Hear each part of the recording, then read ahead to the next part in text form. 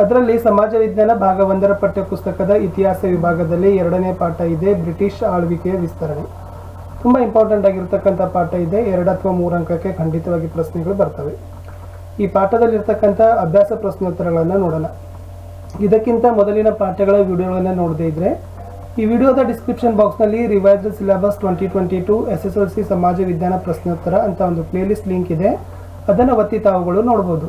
So ವಿಡಿಯೋವನ್ನು ಇಷ್ಟ ಆದರೆ ವಿಡಿಯೋಗೆ ಒಂದು ಲೈಕ್ ಕೊಡಿ, ನಿಮ್ಮ ಫ್ರೆಂಡ್ ಸರ್ಕಲ್ಗೆ ಶೇರ್ ಮಾಡಿ, ಹೊಸಬರಾಗಿದ್ದರೆ ಚಾನಲನ್ನು ಸಬ್ಸ್ಕ್ರೈಬ್ ಮಾಡಿ ನಮ್ಮ ಟೆಲಿಗ್ರಾಮ್ ಗ್ರೂಪ್ಗೆ ಬಂದು ಜಾಯ್ನ್ ಆಗಿ ಅಂತ ಹೇಳ್ತಾ ಸೊ ಬ್ರಿಟಿಷ್ ಆಳ್ವಿಕೆ ವಿಸ್ತರಣೆ ಪಾಠದ ಅಭ್ಯಾಸ ಪ್ರಶ್ನೋತ್ತರಗಳನ್ನು ಶುರು ಮಾಡೋಣ.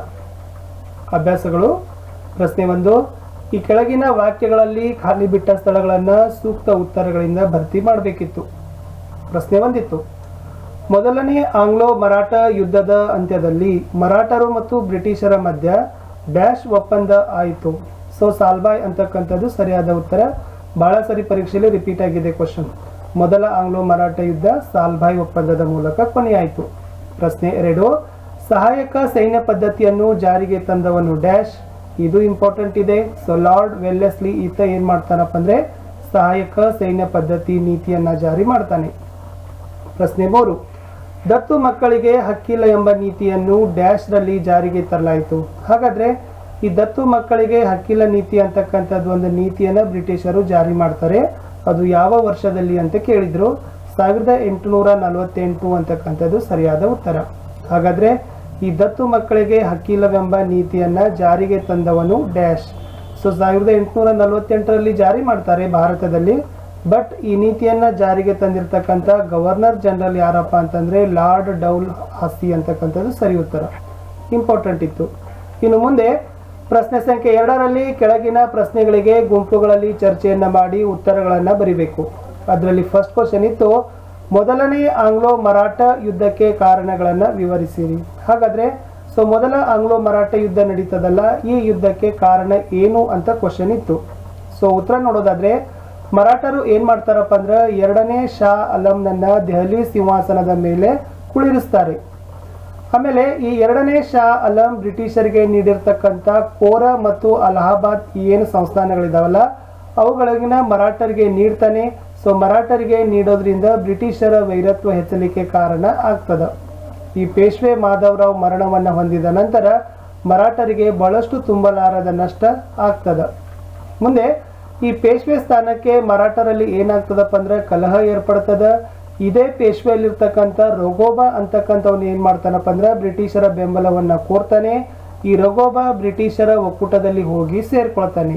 ಅವಾಗ 1775ರಿಂದ 1782ರವರೆಗೆ ದೀರ್ಘವಾಗಿ ಯುದ್ಧ ಆಗ್ತದೆ.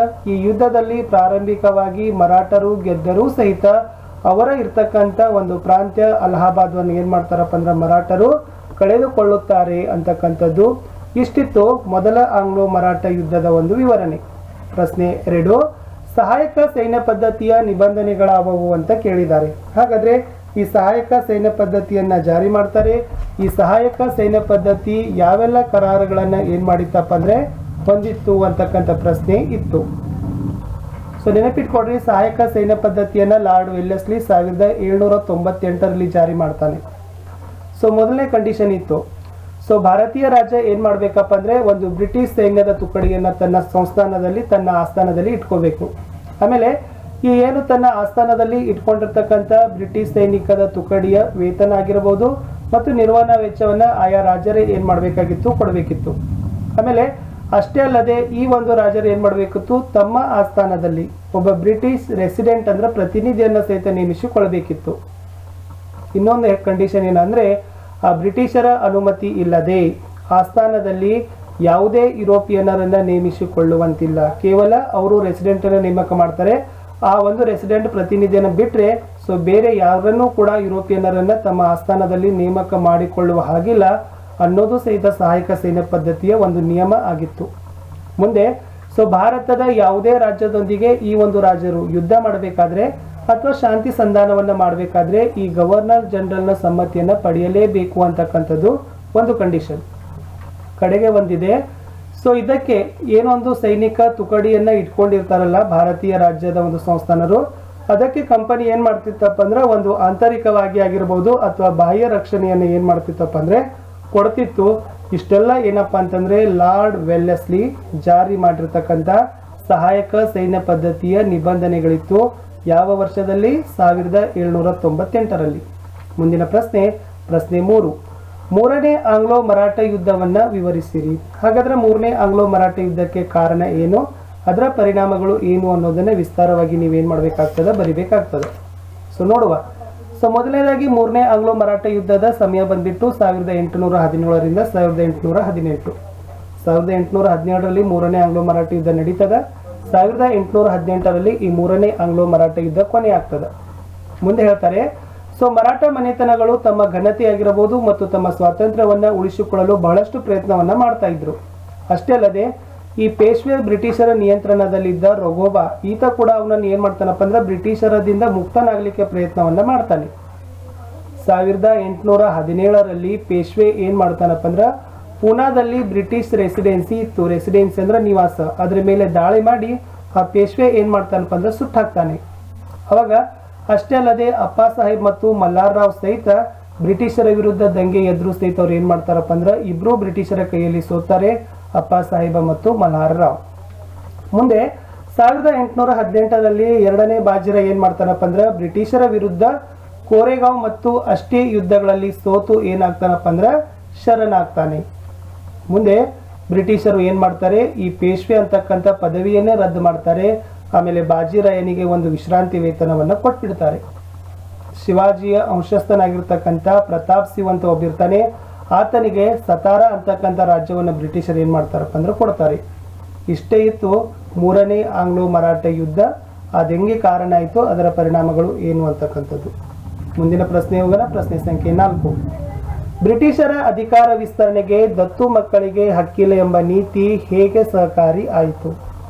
ಉತ್ತರ ನೋಡೋದಾದ್ರೆ, ಸೊ ಲಾರ್ಡ್ ಡೌಲ್ಹಸಿ ಏನ್ ಮಾಡ್ತಾನಪ್ಪ ಅಂದ್ರೆ 1848ರಲ್ಲಿ ದತ್ತು ಮಕ್ಕಳಿಗೆ ಹಕ್ಕಿಲ್ಲ ಅಂತಕ್ಕಂಥ ನೀತಿ ಜಾರಿ ಮಾಡ್ತಾನೆ.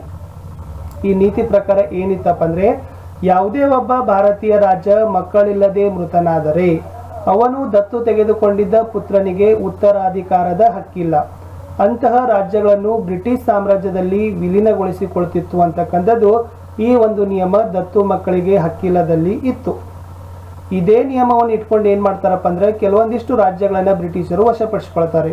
ಅದು ಸತಾರ್ ಆಗಿರ್ಬೋದು, ಜೈಪುರ್ ಆಗಿರ್ಬೋದು, ಸಂಬಲ್ಪುರ್ ಆಗಿರ್ಬೋದು, ಉದಯ್ಪುರ್, ಝಾನ್ಸಿ ಮತ್ತು ನಾಗ್ಪುರ್. ಆಮೇಲೆ ಇದೇ ಒಂದು ರಾಜ್ಯಗಳಲ್ಲಿ, ಇವೆಲ್ಲ ರಾಜ್ಯಗಳಲ್ಲಿ ಮಕ್ಕಳಿಲ್ಲದೆ ಇರತಕ್ಕಂಥದನ್ನ ಸ್ಥಿತಿಯನ್ನ ಮೊದಲೇ ಗವರ್ನರ್ ಜನರಲ್ ಅರಿತುಕೊಂಡಿದ್ದ. ಯಾರು? ಡಾಲ್ಹೌಸಿ. ಅದಕ್ಕೆ ಈ ಎಲ್ಲ ರಾಜ್ಯಗಳನ್ನ ಕಬಳಿಸುವ ಸಲುವಾಗಿಯೇ ಲಾರ್ಡ್ ಡೌಲ್ಹಸಿ ಏನ್ ಮಾಡ್ತಾನಪ್ಪ ಅಂದ್ರೆ ಈ ದತ್ತು ಮಕ್ಕಳಿಗೆ ಹಕ್ಕಿಲ್ಲ ನೀತಿ ಜಾರಿ ಮಾಡಿ ಇವುಗಳನ್ನ ಕಬಳಿಸ್ತಾನೆ. ಸೊ ಇದೇ ನೀತಿ ಭಾರತೀಯರು ಬ್ರಿಟಿಷರ ವಿರುದ್ಧ ದಂಗೆ ಏಳಲಿಕ್ಕೆ ಕಾರಣ ಆಗ್ತದ ಅಂತಕ್ಕಂಥದ್ದು. ಪಾಠದ ಕಡೆಯ ಪ್ರಶ್ನೆ ಇತ್ತು. ಕಡೆಯ ಪ್ರಶ್ನೆಗೆ ಹೋಗೋಕ್ಕಿಂತ ಮುಂಚೆ ದಯಮಾಡಿ ವಿಡಿಯೋವನ್ನ ತಮಗೆ ಇಷ್ಟ ಆದರೆ ಒಂದು ಲೈಕ್ ಮಾಡಿ. ಇದರ ಬಗ್ಗೆ ಏನಾದರೂ ಡೌಟ್ ಇದ್ರೆ ಕಮೆಂಟ್ ಬಾಕ್ಸ್ನಲ್ಲಿ ಪಿನ್ ಮಾಡಿ. ಆಮೇಲೆ ಹೊಸಬರಾಗಿದ್ದರೆ ಚಾನಲನ್ನು ಸಬ್ಸ್ಕ್ರೈಬ್ ಮಾಡೋದ್ರ ಜೊತೆಗೆ ನಮ್ಮ ಟೆಲಿಗ್ರಾಮ್ ಗ್ರೂಪ್ಗೆ ಬಂದು ಸಹಿತ ಜಾಯಿನ್ ಆಗಿ. ಕಡೆಯ ಪ್ರಶ್ನೆ ಇತ್ತು, ದತ್ತು ಮಕ್ಕಳಿಗೆ ಹಕ್ಕಿಲ್ಲ ಅಂತಕ್ಕಂಥ ನೀತಿಗೆ ಒಳಪಟ್ಟಿರ್ತಕ್ಕಂಥ ರಾಜ್ಯಗಳು ಯಾವ್ಯಾವು? ಸೊ ಮೊದಲನೇದು ಸತಾರ, ಜೈಪುರ್, ಸಂಬಲ್ಪುರ್, ಉದಯ್ಪುರ್, ಝಾನ್ಸಿ, ನಾಗ್ಪುರ್. ಇವು 6 ಏನಿದಾವಪ್ಪಲ್ಲ ದತ್ತು ಮಕ್ಕಳಿಗೆ ಹಕ್ಕಿಲ್ಲ ಅಂತಕ್ಕಂಥ ನೀತಿಗೆ ಒಳಪಟ್ಟ ರಾಜ್ಯಗಳು ಆಗಿದ್ದಾವೆ. ವಿಡಿಯೋ ವೀಕ್ಷಿಸಿದ್ದಕ್ಕಾಗಿ ಧನ್ಯವಾದಗಳು. ಸೊ ಅವಶ್ಯಕವಾಗಿ ವಿಡಿಯೋವನ್ನು ಲೈಕ್ ಮಾಡಿ, ನಿಮ್ಮ ಫ್ರೆಂಡ್ ಸರ್ಕಲ್ಗಳಿಗೆ ಶೇರ್ ಮಾಡಿ, ಹಾಗೂ ಹೊಸಬರಾಗಿದ್ದರೆ ಸಬ್ಸ್ಕ್ರೈಬ್ ಮಾಡಿ ಅಂತ ಹೇಳ್ತಾ ಸಿಗುವ ಮತ್ತೆ ಮುಂದೊಂದು ಹೊಸದಾಗಿರ್ತಕ್ಕಂಥ ಪಾಠದಲ್ಲಿ. Thank you.